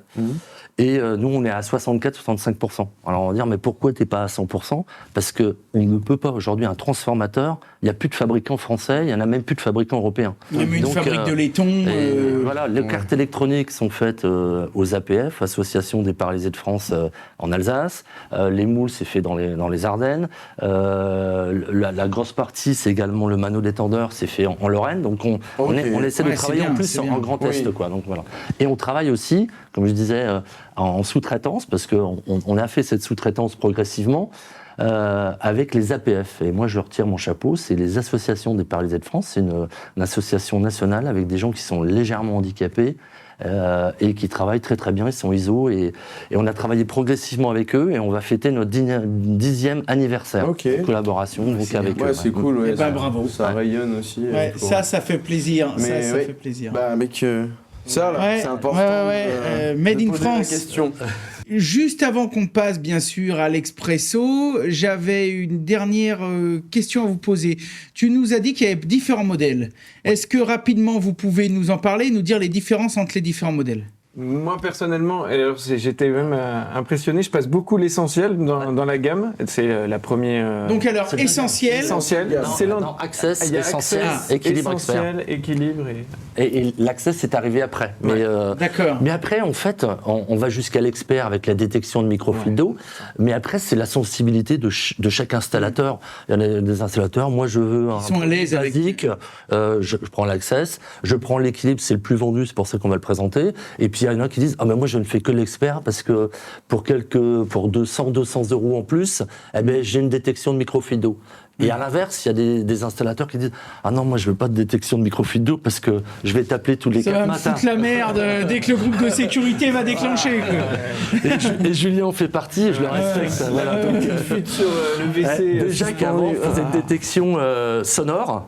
Alors j'ai dit non, on arrête parce que en fait, détection de microfiltres d'eau le 24 décembre, les gens sont complètement affolés. Non, c'est bon. Donc voilà. Oui, alors que c'est la chasse d'eau, la cloche qui s'est mal remise. Alors, ce qu'on dit, nous, en fait, quand le système se met en alerte, donc c'est sur 24 heures, il détecte qu'il y a une consommation continue toutes les heures sur 24 heures, donc ce qui n'est pas normal dans une habitation, eh bien, en fait, il faut juste appuyer sur OK, et il se réinitialise, et c'est de faire le tour des chasses d'eau, souvent ça se règle comme ça, mais c'est pas inintéressant. Enfin, en tout cas, c'est disponible chez vous dans votre gamme. Voilà. Messieurs, est-ce que vous avez quelque chose à compléter ? Bah là, on a vraiment fait bien le tour quand même, parce que c'est facile d'installer, ça c'est vrai. Ça. Franchement, il faut vraiment le répéter, c'est vraiment très facile d'installer. Ça encombre pas avec les bypass et autres. Bon, maintenant, ils sont déjà tout faits sur... ils font partie du filtre. Mais maintenant, ouais. Mais c'est pas... Et puis, franchement, en entretien, c'est vrai qu'il y a eu juste une vérification, mais ça permet aussi d'aller et puis de connaître un peu les sensibilités, de voir les changements qu'il peut y avoir dans certaines maisons qui sont vendues. Et puis, vraiment, ça fait peur au départ, la bouteille de CO2. C'est vrai que moi, personnellement, je me disais, mais comment je vais pouvoir gérer? Mais tous les fournisseurs qu'on a on va chercher notre oxygène, notre acétylène, ils l'ont ça, ils ont la carte, donc c'était assez simple en fait. C'est assez simple, et puis quand tu as un contrat d'entretien, quand tu es particulier, pour les particuliers qui nous écoutent, alors là, tu n'en as rien à cirer. Tu appelles ton installateur, tu dis tiens, il y a le truc qui s'est allumé rouge, il faudra peut-être venir me changer la bouteille là. C'est ça, et puis on change le filtre en même temps et tout, ça permet d'avoir en plus, de discuter avec le client, de savoir si on est content, savoir s'il a plein de choses. C'est bien de revenir pour d'autres. Ça tisse des liens, tiens Julien, en même temps tu me descendras 2 caisses de pommard et puis... Je sais pas s'il va y aller souvent, s'il doit descendre 2 caisses de pommard. Non, et puis l'avantage qu'il y a sur l'écobulle, parce que c'est vrai qu'il y a d'autres distributeurs maintenant, enfin d'autres fabricants de CO2. L'avantage, c'est que moi j'ai fait 4 régions, 4 départements, on va dire, différents, la Côte d'Or, l'Aube, Lyon, et puis dernièrement la Haute-Savoie. Et c'est vrai qu'ils ont des réglages bien spécifiques. On peut pas prendre un matériel directement en disant on va balancer du CO2, on s'en fout de savoir combien on va faire. Voilà, c'est ça. Et les réglages qu'on a pu faire au poil, franchement, alors en Haute-Savoie, j'avoue, ils ont pas beaucoup à mettre j'ai pas mis beaucoup de CO2 à l'intérieur, mais j'en mets quand même. Par contre, dans Lyon et l'Aube, c'était incroyable, quoi. Les pires régions que j'ai fait, moi, c'est l'Aube. Moi, vraiment, l'Aube, j'ai trouvé que c'était un truc... Non, il y a pire. Il y a pire quand même. Ça fait peur. Moi, j'ai grandi dans le Beaujolais, on était à 37. Ouais. Ah, Ah, c'est pas mal, ouais. À certaines régions. Et pour moi, le pire, c'est Thionville. Ah ouais? On est à plus de 50. Oh la vache. Ouais, il tombe- Donc là, c'est il tombe 50 des grammes par... Non, on a 0,2 grammes de CO2. On double pratiquement. Quoi, Ouais. donc, Oui, mais en termes, pour que les gens comprennent, c'est 37, c'est 37 grammes par mètre cube d'eau, un truc comme ça. c'est 10 mg par litre, 1 degré TH. Ouais. Donc, pour le calcium. Ouais. Donc, tu fais le calcul, oui. Oui, donc c'est... Démerdez-vous. Mais tout ça pour dire que, oui, il y a des régions, moi je me rappelle, nous c'est la catastrophe. Hein. Nous on avait des vendeurs d'électroménager ou machin, quand les gars allaient acheter les trucs, ils disaient attention, là, s'il n'y a pas de système de machin, la machine elle n'est pas garantie. Hein. Ah oui, carrément. Ah ouais. Ah bah là, les parois de douche, les gens ils chialaient du sang. Faut presque avoir comme les lunettes de motocross, un film, et puis tous les 2 mois tu l'enlèves. Non, mais à l'inverse, il y a des régions en France, on n'a pas de demande. Hein. Je dirais tout ce qui est à l'ouest de Rennes jusqu'à Brest, il n'y a pas de sol granitique. Pas de calcaire, quoi. Et pareil, dans Clermont-Ferrand et tout, roche volcanique, pas de calcaire. Par contre, quand tu descends Saint-Astier, tout ça, Périgord, tout ça, il doit y en avoir. Oui, mais c'est très variable d'une vallée à l'autre. C'est incroyable. Et d'ailleurs, il y a un super site du ministère de la Direction Générale de la Santé où on peut aller voir commune par commune la dernière analyse d'eau.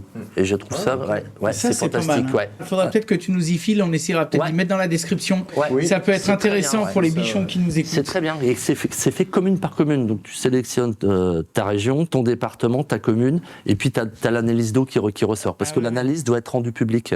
Ouais. Donc avant, soit tu vas en mairie, mais maintenant on a Internet, et donc tu l'as en instant. Pour ça, c'est bien. Et d'ailleurs, tu peux arriver avec l'analyse d'eau. Si tu vas dans une commune, pour les installateurs, ça peut être très bien. Oui. Il arrive avec l'analyse d'eau en disant, voilà, vous avez 37 Ça de fait un pH. argument. Je trouve que c'est un bel argument. Est-ce que vous faites un peu de collectif, du petit tertiaire, du pro, un boulanger, n'importe qui dirait tiens, dis donc, une coiffeuse. Non, mais j'en sais rien. Tu sais que 2-3 bacs à laver, etc. Ou même du petit collectif, du petit tertiaire. Vous en faites un peu ça ou pas trop? Oui, alors oui, on en fait. On n'est pas assez moteur là-dessus. Donc on s'est vraiment focalisé sur l'habitat, sur l'animation de nos installateurs. Voilà, l'habitat et l'animation de nos installateurs mais on a de plus en plus de demandes, effectivement. Ouais. Parce que peut-être qu'il y aurait peut-être une solution pour mettre 2-3 bouteilles en cascade ou des plus grosses.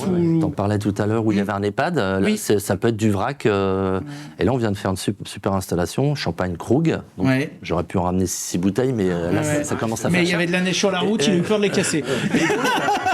Et donc là, ils ont mis du vrac, donc pour le traitement du calcaire. Voilà. Parce que ça pourrait être, tu sais, des fois un tertiaire, mais même une mairie, une boîte, quoi. Tu sais, une boîte d'une dizaine de personnes, dire bah tiens, on va mettre ça protège un peu, quoi. Ok, messieurs, on vous retrouve où?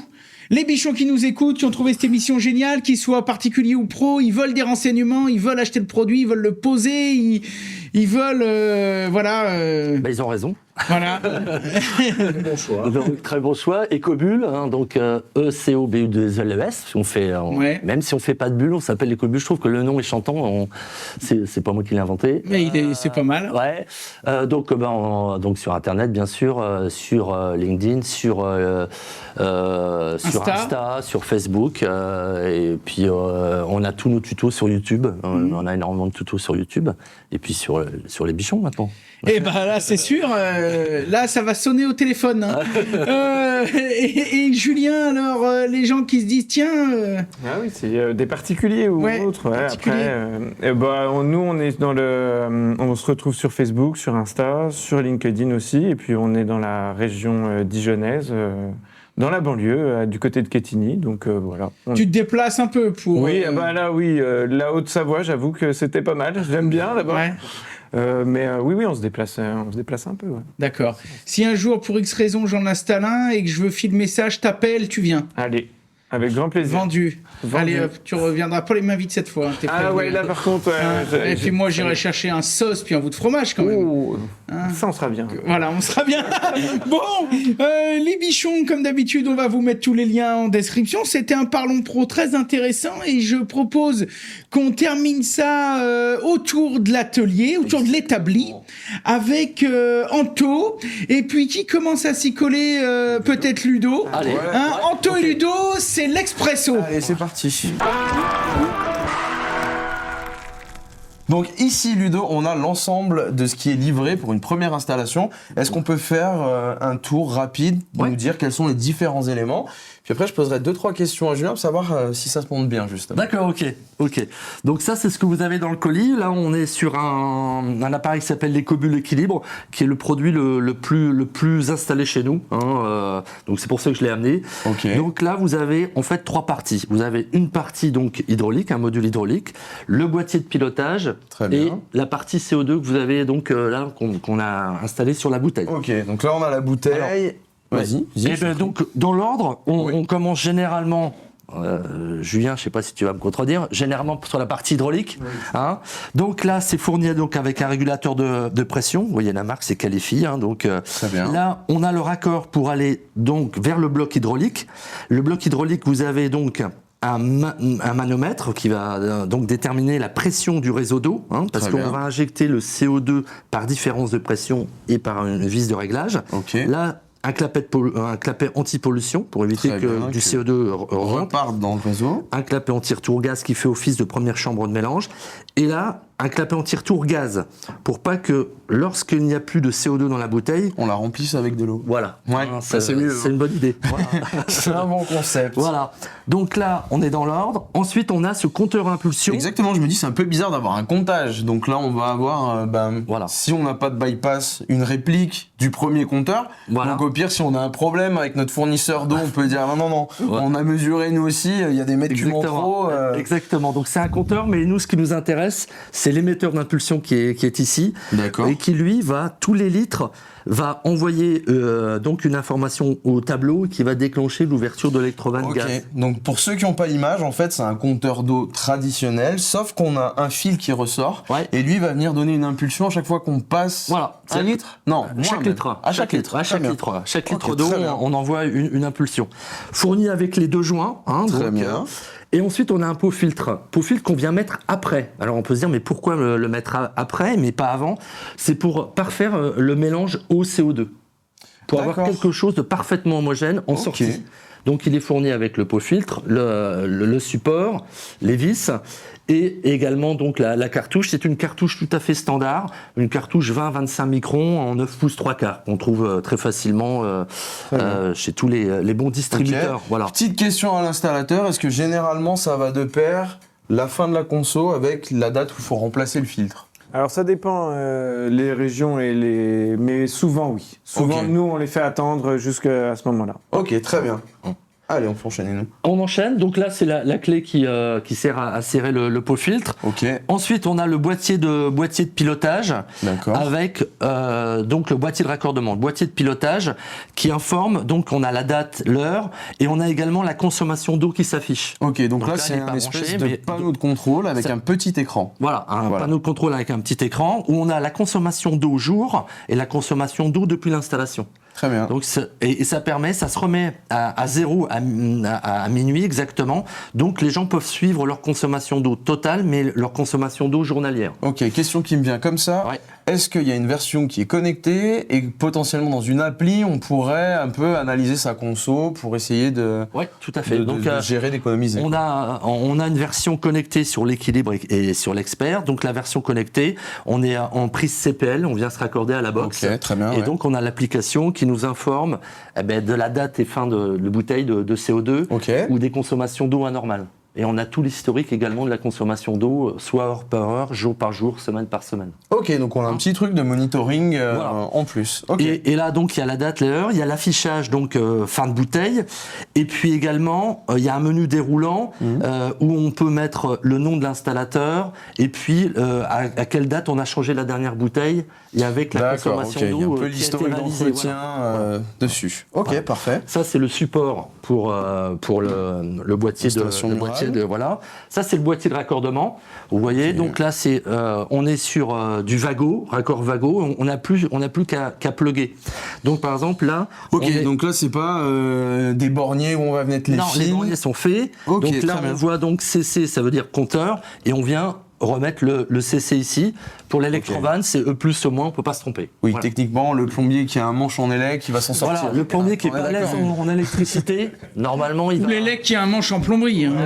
Oui, non, mais on est d'accord. L'un a toujours besoin de l'autre, on va dire. Oui, d'accord. Mais là, ça me fait penser, je suis très content, parce que j'ai un copain qui s'appelle Stéphane et qui a fait une story il y a 10 jours, qui est électricien, c'est un de mes meilleurs potes, et il a fait une story où il a poussé un coup de gueule en disant « Putain, on achète des luminaires à 2000 balles et à l'intérieur, il y a encore des dominos à la con. » Et donc, je te félicite d'avoir mis un bornier à connexion rapide. Là, c'est plug and play, papa, maman, c'est fini. Voilà. Quoi. C'est ça, fin du bal. Ok. Super. Donc voilà, là c'est le transfo, on passe en 24 volts continu. Très bien.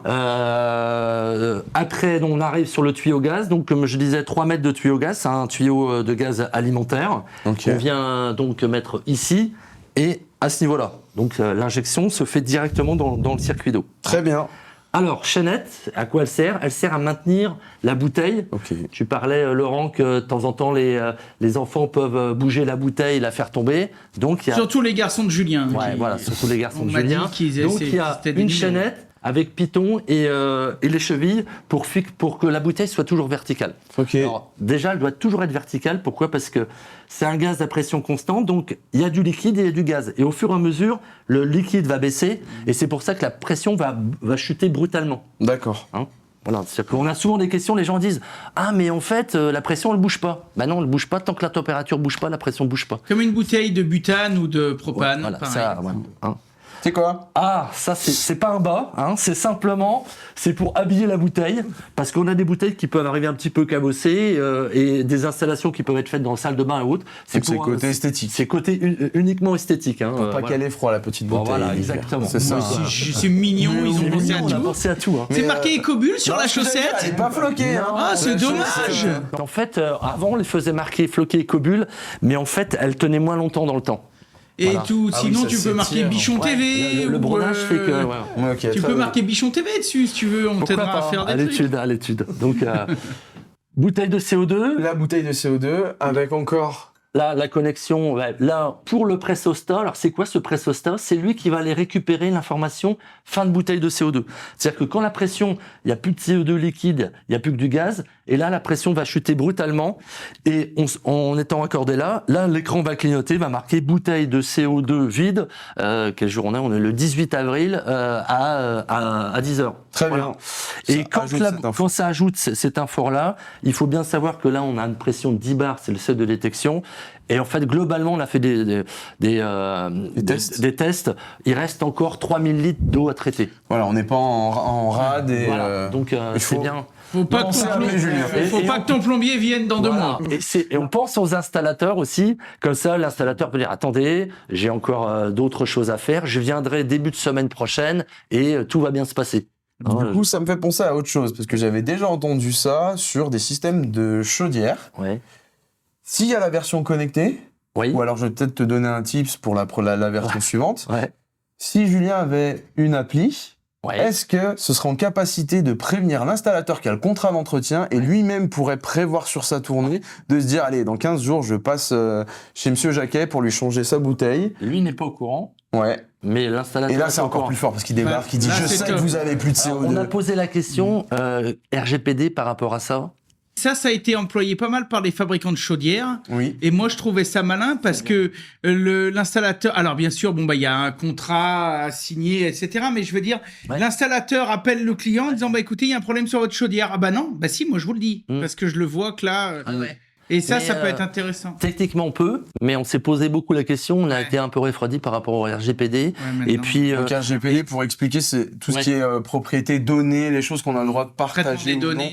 Exactement. et C'est plutôt, pour la petite info, le par cas exemple, avec l'Ecobulle Expert connecté, on a toute la consommation d'eau heure par heure. Donc, on a toute l'activité qui se passe dans la maison aussi. Ok. Donc, Bah, c'est le fameux débat comme le Linky qui relève toutes Ouais. les demi-heures les consos. Est-ce que c'est une info qu'on souhaite donner ou pas? Ouais. Après, ça peut être au choix de chacun en fait. Hein, voilà, au final. ouais, mais effectivement, faut peut-être qu'on avance là-dessus, mais Bah on a après, été c'est un peu toujours refroidi pareil, par quoi. rapport à ça. Tant que ça reste, moi, ça m'a jamais dérangé. Non. Tant que ça reste bienveillant, tant que ça reste dans un. Donc là, on récupère l'information fin de bouteille avec donc ce pressostat. Là, on a la pression de détente du CO2. Donc si on est en dynamique à 3 bars ici, on va se mettre à 4. Si on est à 4, on va se mettre à 5, on se met à plus 1 tout Oui, simplement. simplement pour que ça puisse Et- aller vers l'eau en fait. Voilà, exactement, ça va pousser. Donc, et là, vous avez donc l'électrovanne. C'est une électrovanne donc munie d'un coussinet qui est parfaitement silencieuse, qu'on va raccorder également ici. Ok. Et après, le seul et unique réglage. Alors, pour les gens des particuliers qui peuvent un peu essayer de toucher à tout, il y a possibilité de bloquer ce mano. Ah ben oui. Ah oui. Ah ouais, c'est Exactement ce que j'allais Ah dire. ouais, genre un code installateur. Ça c'est bien ça. Et donc, le réglage du débit de CO2 se fait avec cette vis micrométrique où on va, comme je disais tout à l'heure et comme Julien l'a dit, c'est qu'on va aller régler le pH au dixième d'unité près. C'est-à-dire qu'on peut être à 7,00, à 7,1, à 6,9. Quoi. Donc, Ok. Et c'est tout simplement une vis micrométrique qui va régler le débit. Voilà. Et donc tout ça, oui. tu peux le Et il y a bloquer. une Ça c'est ce que tu ondulation disais. Alors, on a un capuchon et on peut mettre un point de cire pour voir s'il n'a pas été touché. Ouais. Et par contre, le mano, là, tu peux le bloquer. D'accord. Hein, il y a un contre-écrou derrière. Ouais. Ouais, Ouais. voilà. Ah, je pense que c'est la base, parce que même si quelqu'un qui sait pas trop ou Ah bah ou un nous, gamin qui passe, ouais, nous en ça peut plomberie tout fausser. chauffage, nous, je sais pas toi, mais moi c'était les régulations.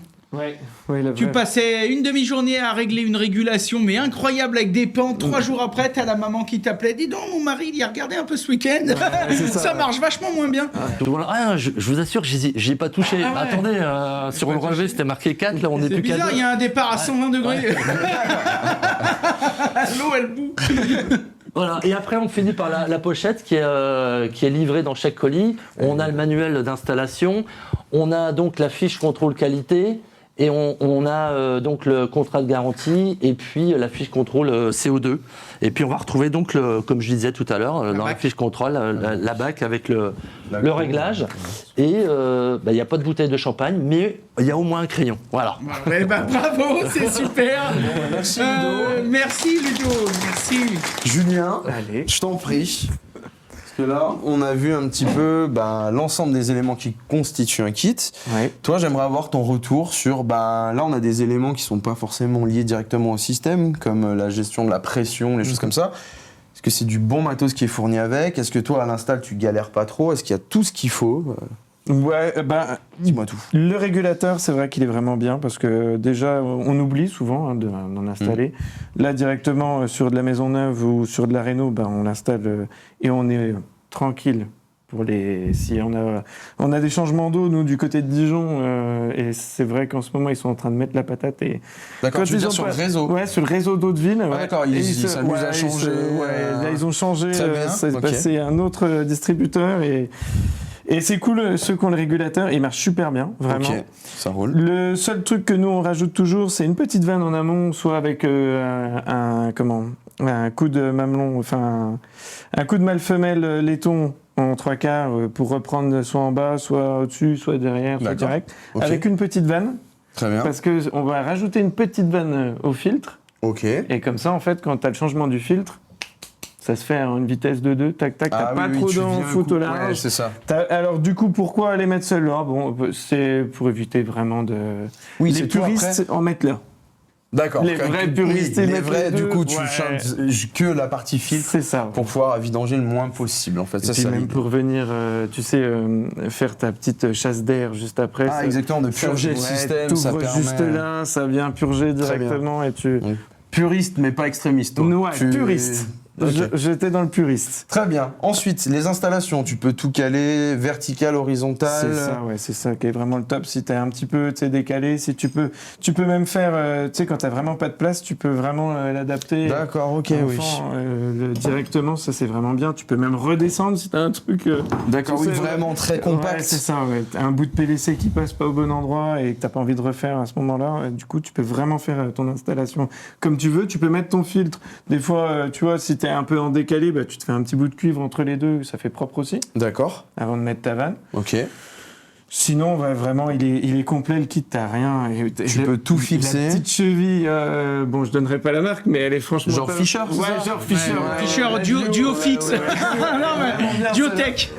Bon, quand t'es sur du placo, tu peux te dire, bon, bah voilà, tu changes juste ça, ou tu peux adapter. Il y a, alors, la queue de cochon, je l'ai proscrit, parce que, du coup... Ça s'arrache quand même bien, mais tu peux quand D'accord. même la mettre sur certains queues de cochon. Mais t'as toujours eu Ah oui, quelque c'est un chose peu de- léger la queue de voilà. cochon, on est d'accord. Pour la tenue du poids dans du placo. C'est ça. Très Donc bien. du coup, quand t'es dans du placo, généralement, tu prends pas ça, tu le gardes en plus. Ça peut te servir pour accrocher un cadre. Mais du coup, tu mets de la moly direct et puis tu fais directement sur ta vis. Et puis- Ok, très bien. La partie élec pour un plombier. Ah, c'est le top. J'avoue que franchement, alors c'était pas comme ça au démarrage. Hein. Ils ont évolué vraiment parce D'accord. qu'au début c'était un peu, on va dire relou, mais ça a vraiment Ça changé. veut dire qu'ils vous écoutent. Ouais, Ça, c'est ce que bien. j'allais dire. C'est vrai. C'est des retours que tu peux faire. Toi, tu Ouais. te sens en capacité de dire. Ah oui, oui. Et n'importe qui au bureau, on les appelle, ils passent la bonne personne et ça va. T'as vraiment. l'impression que tu peux appeler Ludo, lui dire ouais ta mère, machin. Alors j'hésite. Plutôt, j'irai pas là-dessus. Mais voilà, non, c'est vraiment bien. Et depuis qu'il y a les connecteurs comme ça va à une vitesse folle. Parce que je veux dire, tu gagnes du temps. Tout est fait. Enfin, le plombier de base, c'est. Puis ça fait plaisir. Ce qui est noté, c'est juste les lettres, mais c'est déjà ça en français. Ouais. Donc Ouais, c'est ça simple, change, on hein. se dit juste. Non, c'est très bien, les gars. C'est C'est 10 sur pour 10. l'électrovan. Enfin voilà, C'est ça. c'est logique quoi. Il y a même Très le bien. petit. La petite L'outil. clé pour dévisser directement. Non, franchement, en plus, ils ont mis des filtres de qualité. Ils auraient pu passer sur des trucs un peu plus basiques, mais ça tient vraiment. Moi, j'ai deux questions, si je peux me permettre. Hein, c'est le plombier qui parle. Hein. Tu viens chez moi, j'ai déjà un réducteur de pression. Ouais. Oui. Donc il est fourni, mais bon, tu le gardes dans ton camion, quoi. Je peux en mettre 2, je peux en faire des confitures. Surtout pas en mettre 2. Voilà, c'est- surtout pas. Et Et quel est l'intérêt, je mets un peu les pieds dans le plat, mais quel est l'intérêt du coup dans ce genre de système d'un filtre ? Bon, le réducteur, vous arrivez, il n'y a pas de réducteur, tu mets un réducteur. C'est comme ça me choque pas parce que c'est comme le package entre parenthèses arrosage automatique. Voilà, moi j'ai un pote, il arrive, s'il n'y a pas de groupe de sécurité, enfin de détendeur de pression, il va mettre un détendeur de pression avant l'arrosage automatique, etc. Mais le filtre, en fait, c'est juste un agrément de sécurité supplémentaire, mais ça n'a rien à voir avec le traitement CO2. Si, c'est ce qu'il disait. en fait, c'est simplement parce qu'on injecte du gaz dans l'eau, même si on a 0,1 gramme, Ouais, c'est ouais. vrai. Eh bien, en fait, le pot filtre et surtout la cartouche viennent assurer un brassage et un super mélange très homogène. Et c'est pour ça qu'il est en aval. D'accord, non mais c'est pour ça que je voulais juste quand même savoir, Ça parce fait que... une chambre qui vient Ouais. Oui, ça fait une homogénéiser chambre de l'ensemble, mixage. en fait. C'est ça, voilà. Ok. Ça permet Et on d'avoir un reconnaît volume. les installateurs qui lisent attentivement le manuel avant l'installation. Ah oui, parce qu'il y en a qui se le placent Ah bah avant. oui, Ok. il y en a, D'accord. la logique, Eh il oui. faut le mettre avant. Bah oui, oui. Ah bah oui, mais en fait j'ai lu le manuel qu'à la fin. Bon, alors Ah ouais, donc ouais, ouais, voilà. C'est dommage. Eh oui, oui. D'accord, ok, pigé. Et du coup, sur la partie avec tout ce qui est ici, là, les papiers qui sont fournis, c'est un plus pour toi vis-à-vis des Ah clients. ouais, déjà, les clients, ils aiment posséder. Ça, c'est vrai. D'accord. Ils ont acheté quelque chose, mais ils aiment posséder aussi, avoir l'avis de ce qu'ils ont. Il y en a beaucoup qui lisent, hein, la totalité. Bon, D'accord. là, on disait le schéma, c'est vrai que bon, c'est facile. 1, 2, 3, 4.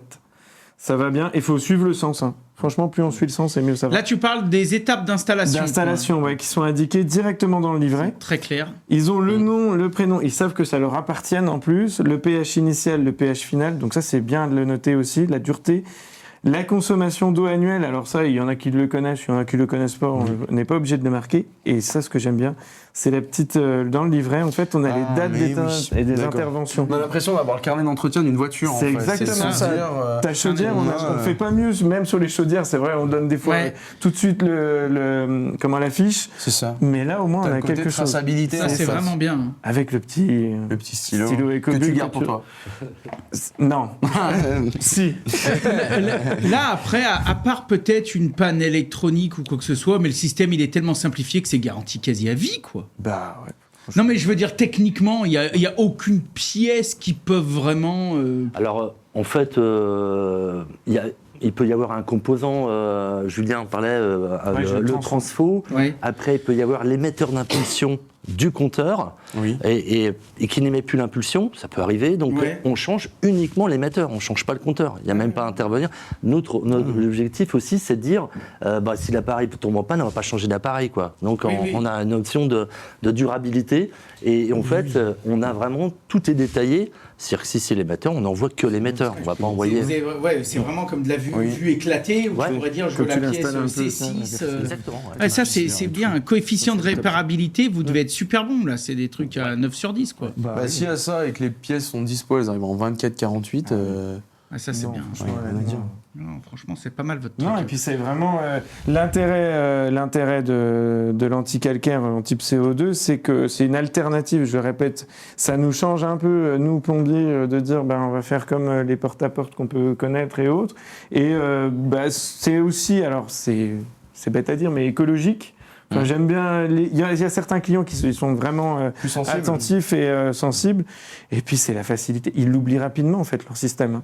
Ouais, Et ils y pensent pas et il n'y a pas à se dire ah bah oui il y a le sel, j'en suis où, il y a une je suis bien d'accord. la régénération, comment ça va se passer, et tout. Ils oublient complètement leur système. Il y a juste à un moment donné ils voient que ça clignote, oh là là qu'est-ce qui se passe, Il faut changer. hop ils nous appellent, on fait le changement. Et du coup, je rebondis encore. Une nouvelle question sur la partie écologique.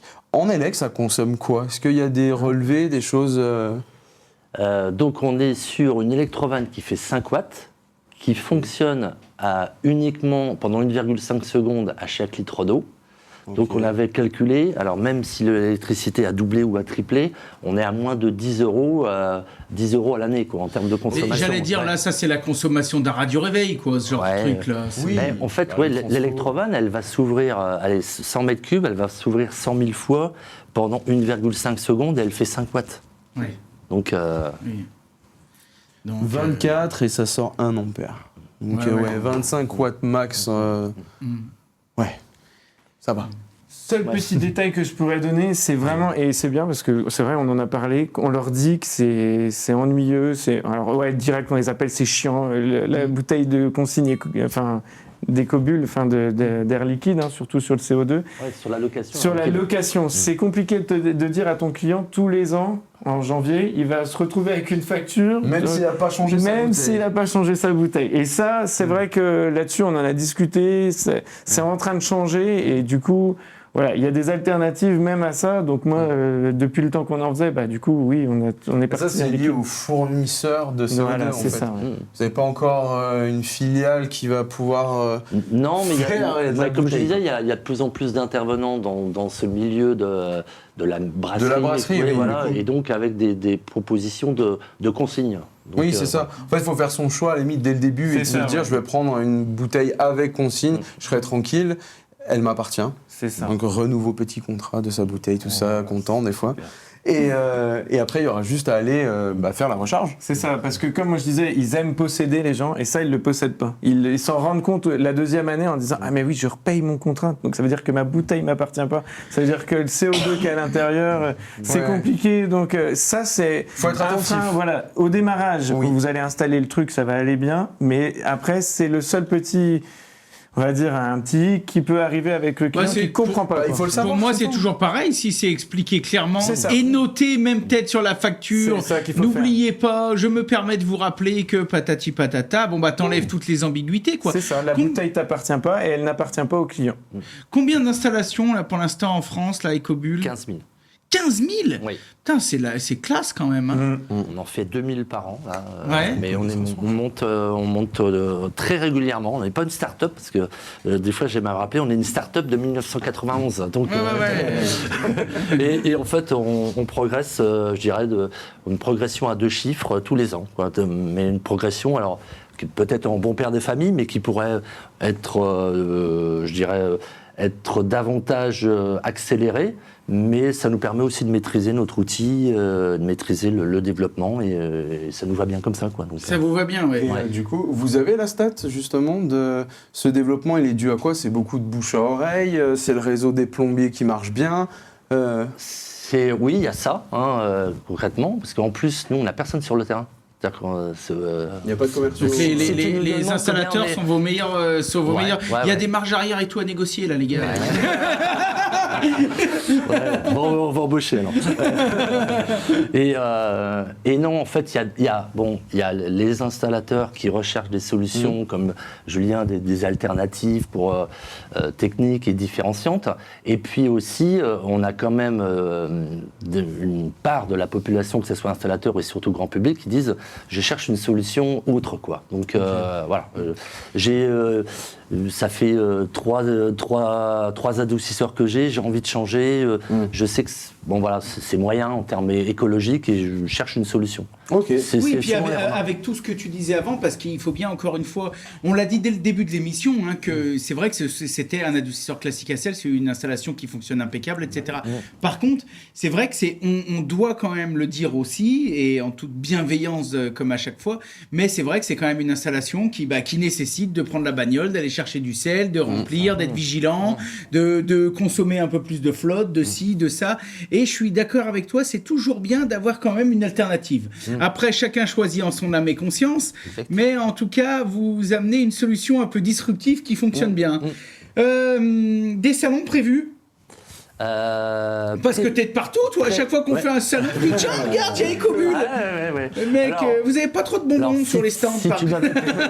Si tu m'avais posé la question il y a 2 semaines, je te dis dans une semaine on fait Norbat. On vient de faire Norbat. Vous l'avez fait du coup Norbat? On vient de faire. En fait, on fait Norbat. Alors, on fait pas Artibat parce qu'en fait, il y a beaucoup de Bretons et de Hauts-Normands qui sont peu concernés par le calcaire. Il n'y a pas trop de calcaire. Et donc après, Interclimat et puis Bipositive. D'accord, ok. Donc les deux qu'on fait, Batimat c'est cette année là, enfin Batimat, Interclimat. Moi j'appelle ça Batimat, mais ils ont maintenant il y a 5 salons en un, bref. Mais ok. Bon écoutez, moi je pense qu'on a fait le tour.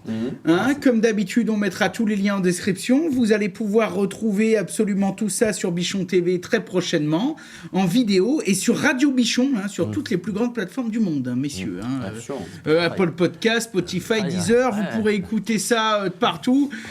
Quand tu iras remplacer une bouteille sur la route, tu mettras ça en podcast. Les clients diront mais c'est vous à la radio. Tu pourras te la péter un peu. Tu pourras te la péter comme ça. Si les clients écoutent, ils pourront te dire dis donc, vous oublierez pas, vous lui devez des bouteilles.